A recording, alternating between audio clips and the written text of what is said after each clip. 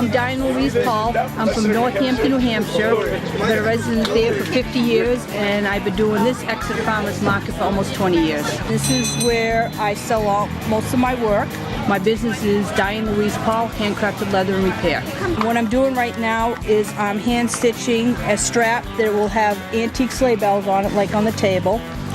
And this is called a saddler's locking stitch. Every single stitch is individually knotted, so if a harness broke here or there, it wouldn't unravel. And I have an awl. This is an awl. I have an antique awl. This is an antique stitching pony. A stitching pony you use with a chair. I have my chair. I had a pricking iron. I had first pricked my holes, so I know where I want to stitch. I take my awl and I open up every single hole by hand. And I pass the thread one way. I pass it another way, and I'm going to show you a double stitch locking stitch. 1, 2. And I pull it real tight, so every single knot is buried inside. I can carry you, May. And what I really love about the Exeter Farmers Market is because I can come out, sell my wares, and hand stitch out in this beautiful light. Natural lighting, I love stitching in natural lighting. I do 95% of my stitching is outside in natural lighting. And the Exeter Farmers Market has one of the best customers around when you come here. Everybody's nice, they come and talk to you, come look at my work, say hello. People ask me, can I come to your store? And I say, I don't have a store, I have a closed studio. No one comes to my studio at home. They come here to the farmers markets to buy my work. I'm a member of the League of New Hampshire Craftsmen, and I do their 9-day show every year at Mount Sunapee. And I do the Exeter, I do the Portsmouth, and I'm going to be doing the Durham Farmers Market this year. So I'll do 3 markets a week, sometimes just 2, and that's where people come to see me and make their orders, or I do a lot of repair work. Like right now, I made a little mistake, so I have to pull it out and fix it. What got me into leather work, originally I trained race horses, and I galloped race horses and did train some of my own at Rockingham Park.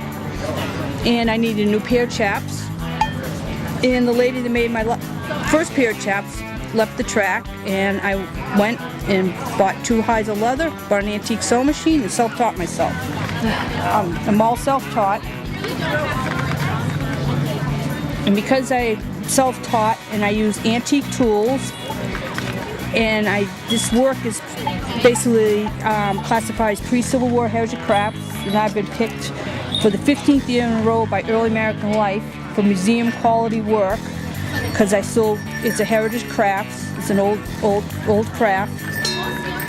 And I started doing the farmers markets way before they became trendy for artists to be at markets.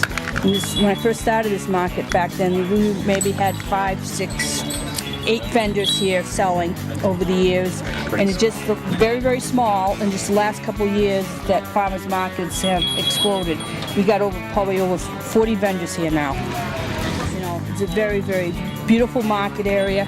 To come down here in Exeter, to be able to, walk the town, go eat, and walk at the beautiful sites, and come to a market and buy local organic food and local crafts, and meet the artists and actually see them make their work live. It's a fantastic market.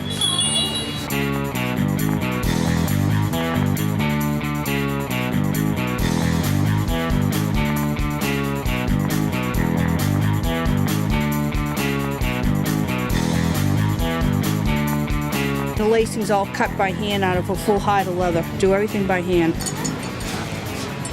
The little doggy, this is the leash. And this is the collar. It's all hand braided.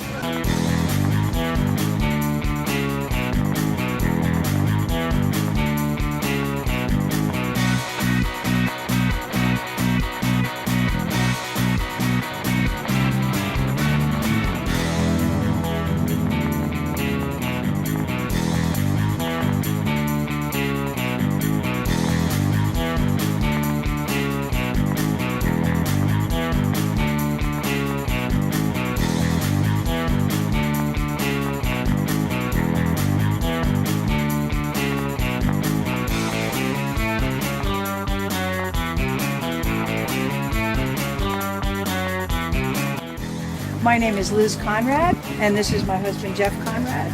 And we own and operate Riversley Farm, which is in Epping, right off of Route 125, just a few miles from here. And we raise and sell 700 or 800 sheep and goats in a year. I'm sculpting with wool by taking raw wool, clean wool that I've processed, and I'm packing it with a barbed needle. And what happens is I can make all different shapes and sizes. I can make three-dimensional things. This happens to be a teddy bear that I made, and if you squeeze it, you'll see it's solid wool. It's not stuffed with anything. It's not. Learned to felt so well that she made this. Careful, I'll felt my own farmer, right? So you can do all kinds of fun things with felting, and you can felt with a barb needle like I am, or you can also use water and friction. So that is how, for instance, we make our bird yurts. So we make these bird nests by cleaning the wool, washing it, combing it, and then we use water and friction to turn it into cloth.